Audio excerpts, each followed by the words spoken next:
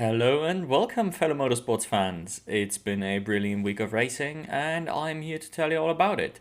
In this episode, we are going to look at all things sports car racing that happened this week. There haven't been too many races, it's mainly been a bunch of news, but they are really interesting. So, we are going to get the races out of the way first, though, and the most important thing that happened was the TCR final for the TCR Australia series, which doubled up as the penultimate round of the TCR World Tour. Racing around Bathurst, I mean, it never fails to entertain, does it? So, already a good reason to tune in. The Australian title fight, though, I will say, was a bit weird or slightly underwhelming towards the end because Sweeney looked poised to take the win until a mechanical failure in race two sort of just took him out of contention completely and gifted the win to Buchan, who was, at least in the races that I've seen, was good, but never even the best Aussie driver, never mind really competing with the Europeans like the likes of Cameron or Sweeney and the Alberta have managed over their times. Never mind Will Brown, who obviously completely swept the, what track was it, Sydney weekend last time out. I'm really bad at remembering all things concerning names and all locations. I don't know why. In terms of the World Tour standings, Ascona more or less got finally fully taken out of win contention. He already had very slim chances, but a puncture in the first race and then a really, really bizarre accident in the third race where he binned it under the safety car. Entirely ended his chances at the title. But as you can see, the top three is incredibly close, as Mikolas, Elache, and Huff more or less took turns taking the lead position amongst each other. To be fair, Vervish really, really helped Huff out by conceding P3 to Björk just to hand over P4 to Huff. So that was really, really helpful from the legend Vervish himself. So we are going to have a banging final at Macau next week, but the races overall this weekend weren't the greatest I've ever seen in TCR, especially considering it was Bathurst. There wasn't really too many super memorable moments aside from a couple wheel banging overtakes between the locals, really. The World Tour crowd was rather calm and not super confrontational, it seemed like, which was slightly surprising considering it's only one round left to go. Either way, let's continue. Okay, I guess these are the Australia TCR standings in case you're curious, with Buchan winning by 50 points. I don't know why Sweeney got DQ'd in the last race. I missed that. That was very surprising when I saw it here. But he wouldn't have won either way. Okay. Then the other thing that happened was the fifth round of the Lamborghini Super Trofeo Europe, European series, whatever they call it, and it's a good series to watch. It's not the greatest, but it's a lot better than the Ferrari Challenge. I do recommend this one in case you aren't following it usually. There's a couple big names competing against each other, and the story of race one was very much one of the bright young stars in this one, Michelotto, who is an absolute force to be reckoned with. He just got out in front and completely drove away from the field by over 10 seconds. He handed over to his teammate Stadsbader, who's usually not great. He's like a decent top 10-ish driver, maybe, as in a top 10 car running, not even top 10 driver. So he's all right, but definitely nothing special, especially compared to his teammate. But even he couldn't ruin this gap for Michelotto, so they took a brilliant win.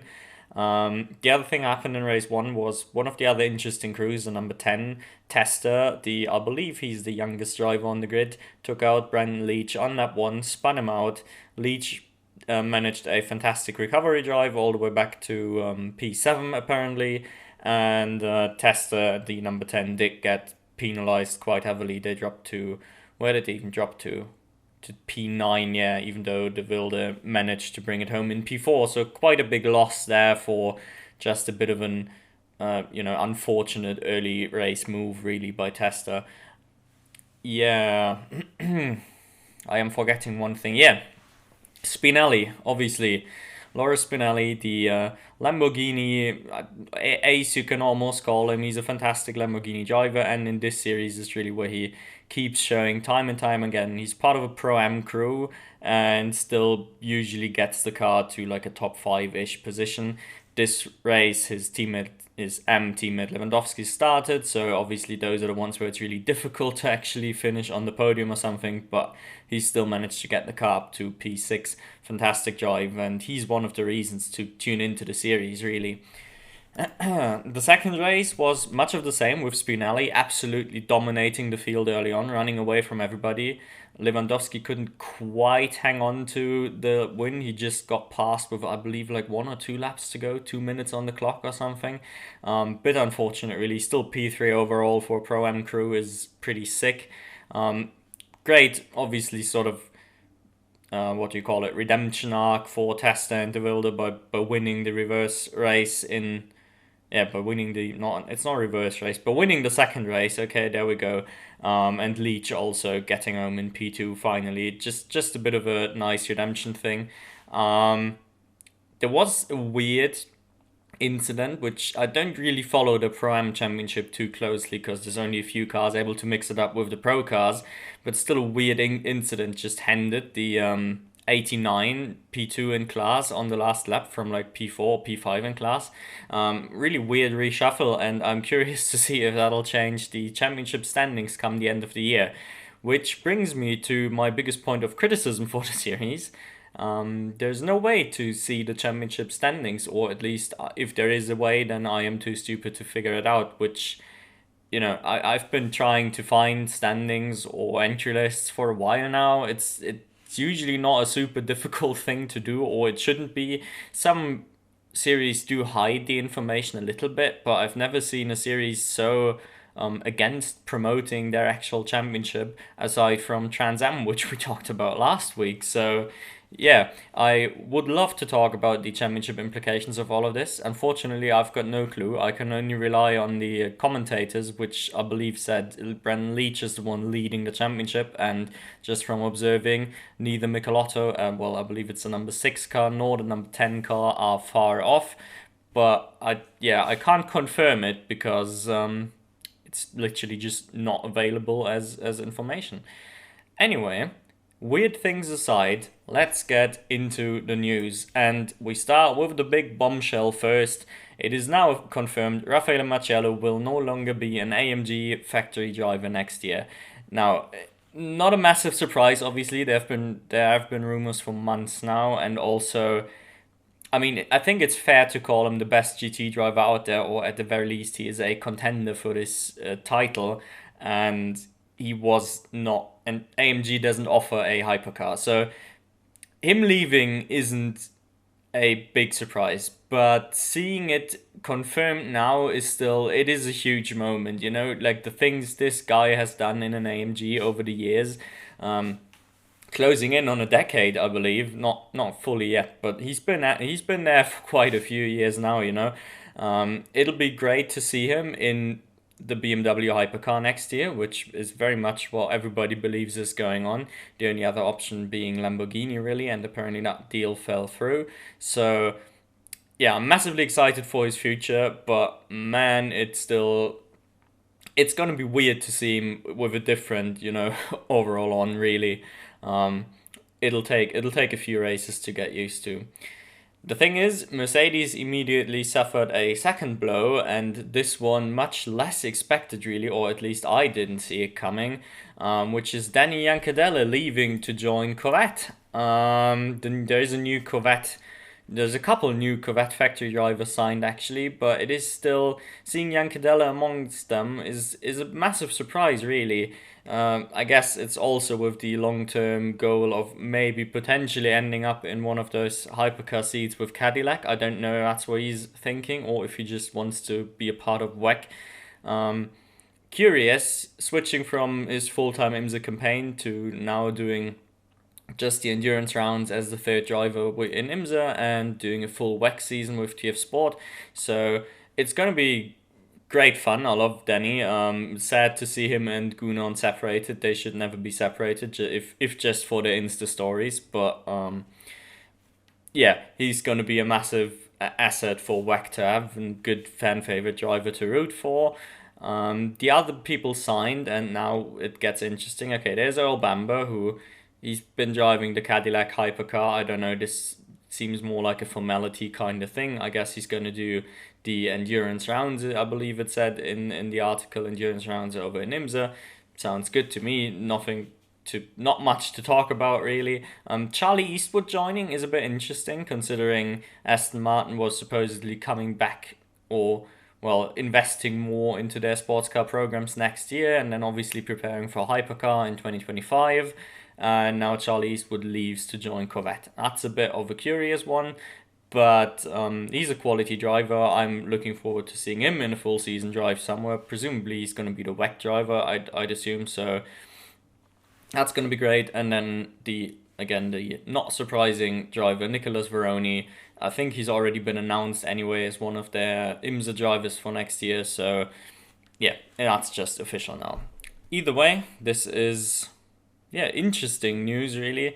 The Juncadella thing, we will see how it plays out, but it definitely caught me off guard to say the least. Then to stay with Charlie Eastwood, we can quickly go over the TF Sports Asian Le Mans Series lineup, which consists of Charlie Eastwood and Sally Yaloch as their core, and I mainly wanted to bring it up because I'm excited to see Sally Yaloch as a silver for the first time in this for this outfit. I hope they are gonna have a great season over in the Asian Le Mans Series talking is difficult, but it's gonna be weird to see him without Louis Delatraz around really, so that'll take some getting used to. Okay. Then this one, in case you are not already really following Nico Pino, I just wanted to bring this up because I'm super excited for him. This 18 or 19-year-old guy from Chile, I believe, had a fantastic season all year last year really in ELMS, and I believe a podium at Le Mans, if I remember correctly, in the Pro-Am category. And he's going to be joining Ben Keating and Ben Hanley for the United Autosports LMP2 campaign. I don't even know if the car numbers are out yet, but whatever, the Ben Keating car, which for me is great because first of all, I love Ben Keating. I think most people do have a thing for Ben Keating if you are into sports car racing.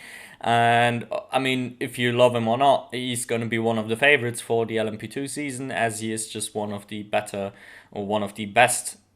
drivers on the grid. So yeah, it's great to have Pino in a potentially championship contending car, even if it is only for the endurance rounds. All right, then no, not quite last but not least, we've got the announcements for the endurance drivers for the WRT Acuras, and bit of a surprise is Brent Nartley joining Acura as an endurance driver while still retaining obviously his seat for Toyota. So again, I did not see that one coming. It's going to be fantastic to have him over in NA. We obviously a very accomplished prototype driver, so I'm sure he's going to add to any lineup competing, but yeah, again, one of those off-guard catching announcements, really. Not so surprising is Colt Noeta returning for this year as well, doing some more endurance rounds over in IMSA. He's got a taste for it, evidently, so that one less surprising. And then, now, last but not least, this is a German source, but he has announced it, I believe, on his Insta anyway. Marvin Kirchhofer joining Pfaff Motorsports for next year as the confirmed McLaren factory driver, sort of spearheading that particular lineup. Obviously, Pfaff switching from Porsche to McLaren for next year, which is a huge just change in the IMSA paddock, really. And I'm glad Kirchhofer has got the opportunity. I think he usually performs when he's in the car. This year has been a bit weird for McLaren all around in GT3 racing, I'd say. They've just been very mediocre, not quite able to compete with all the big boys outside of British GT. So I hope it's going to be a bit different this year. But then again, in IMSA, the Inception Racing McLaren has always done really well. It's just a bit of a lonely entry, so feels like it gets overwhelmed by the Astons and AMGs and the likes of that. So yeah, looking forward to it. And that's it for this week's sports car related coverage. I'm looking forward to next week already when we will finally have the Macau Grand Prix or GT Cup or whatever they call it at the moment. The big GT race at the tight streets of Macau. I'm happy, I'm excited, and if you are as well, then don't forget to like, subscribe, and to tune in next week to talk about Macau. Stay healthy, cheers for watching, and bye bye.